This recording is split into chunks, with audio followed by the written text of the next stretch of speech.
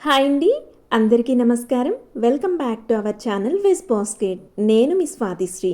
Veg బాస్కెట్లో ఈరోజు నేను ఎన్నో ఆరోగ్య ప్రయోజనాలు ఉన్న మునగాకు అవిసె గింజల కారపొడిని తయారు చేసి చూపించబోతున్నానండి. ఇది ఎంతో టేస్టీగా, హెల్తీగా, సింపుల్గా తయారు చేసుకునే కారపొడి.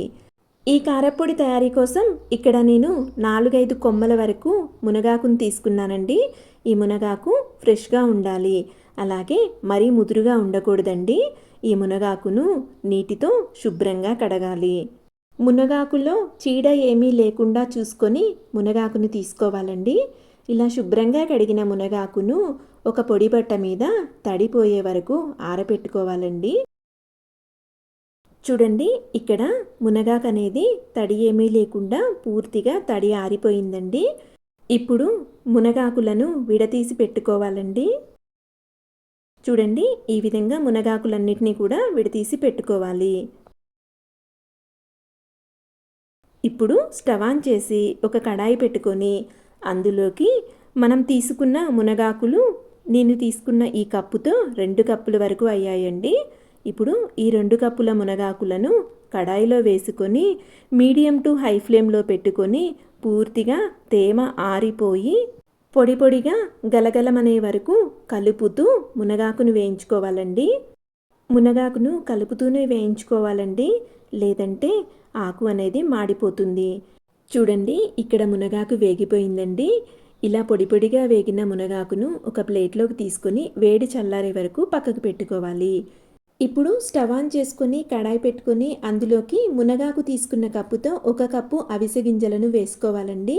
లో ఫ్లేమ్లో పెట్టుకొని అవిసె గింజలను కలుపుతూ మంచి సువాసన వచ్చే వరకు వేయించుకోవాలి. కలుపుతూనే వేయించుకోవాలండి, లేదంటే అవిసె గింజలు మాడిపోతాయి. చూడండి, ఇక్కడ అవిసె గింజలు బాగా వేగిపోయి మంచి సువాసన వస్తున్నాయి. ఇప్పుడు స్టవ్ ఆఫ్ చేసుకొని వేగిన అవిసె గింజలను ఒక ప్లేట్లోకి తీసుకోవాలండి. నేను మునగాకు తీసుకున్న ప్లేట్లోకి అవిసె గింజలను కూడా తీసుకున్నానండి. ఇప్పుడు వీటిని పక్కకు పెట్టుకోవాలి. ఇప్పుడు స్టవ్ ఆన్ చేసి కడాయి పెట్టుకొని అందులోకి 2 టీ స్పూన్ల వరకు నూనెను లేదా నెయ్యిని యాడ్ చేసుకోవాలండి. ఇక్కడ నేను నూనెను తీసుకున్నానండి. నూనె వేడెక్కిన తర్వాత మనం తినే కారానికి తగినట్టుగా ఇక్కడ నేను 10-12 వరకు ఎండుమిర్చిని యాడ్ చేస్తున్నానండి. అలాగే 1/2 కప్పు ధనియాలు, 1 టీ స్పూన్ జీలకర్ర, ముదురుగా ఉన్న 2 లేదా 3 రెమ్మల కరివేపాకుని యాడ్ చేసుకోవాలి. ఇప్పుడు వీటిని కలుపుతూ లో ఫ్లేమ్లో మంచి సువాసన వచ్చే వరకు వేయించుకోవాలండి. ఇలా వేయించుతున్నప్పుడే కరివేపాకు కూడా బాగా వేగి పొడి పొడిగా తయారవుతుంది. చూడండి, ఇప్పుడు ఇవి వేగిపోయాయి. ఇందులోకి కొద్దిగా పసుపుని యాడ్ చేసుకోవాలండి.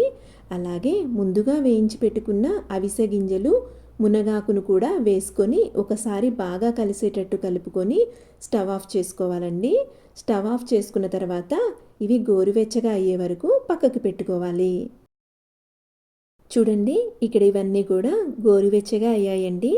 ఇప్పుడు ఒకసారి బాగా కలిసేటట్టు కలుపుకున్న తర్వాత వీటన్నిటినీ కూడా ఒక మిక్సీ జార్లోకి తీసుకోవాలండి.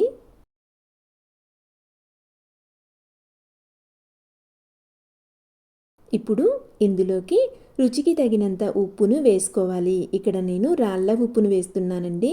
అలాగే 4-5 వరకు పొట్టు తీయకుండా వెల్లుల్లిని యాడ్ చేసుకోవాలండి. కొద్దిగా చింతపండుని యాడ్ చేస్తున్నానండి. చింతపండుకు బదులు నిమ్ముప్పు లేదా ఆమ్చూర్ పౌడర్ని యాడ్ చేసుకోవచ్చు, లేదంటే చింతపండును స్కిప్ చేయొచ్చండి. ఇప్పుడు వీటన్నిటిని మిక్సీలో మెత్తగా పౌడర్ చేసుకోవాలి. చూడండి, ఈ విధంగా మెత్తగా పౌడర్ చేసుకోవాలండి. ఇప్పుడు ఇలా తయారు చేసుకున్న పౌడర్ను ఒక ప్లేట్లోకి వేసుకొని వేడి చల్లారే వరకు పక్కకు పెట్టుకోవాలి. మిక్సీలో తయారు చేసినప్పుడు పౌడర్ అనేది ఎంతో కొంత వేడిని కలిగి ఉంటుందండి. ఆ వేడి పోయే వరకు చల్లార పెట్టుకొని స్టోర్ చేసుకుంటే పొడి అనేది చాలా బాగుంటుందండి. చూడండి, ఇక్కడ కారపొడి వేడి చల్లారిపోయిందండి. వేడి చల్లారిన తర్వాత ఒక ఎయిర్ టైట్ కంటైనర్లోకి వేసుకొని స్టోర్ చేసుకోవాలి. ప్రతిరోజు కూడా మొదటి ముద్ద 1 స్పూన్ ఈ పొడి వేసుకొని తింటే ఎన్నో ఆరోగ్య ప్రయోజనాలు ఉంటాయండి. ఈ కారపొడి రైస్లోకే కాకుండా ఇడ్లీలోకి, దోశల్లోకి కూడా ఎంతో టేస్టీగా ఉంటుందండి. రెసిపీ నచ్చినట్టయితే లైక్ చేయండి, షేర్ చేయండి, కమెంట్ చేయండి. ఇటువంటి మరిన్ని రెసిపీస్ కోసం నా ఛానల్ను తప్పకుండా సబ్స్క్రైబ్ చేసుకోండి. Thank you for watching.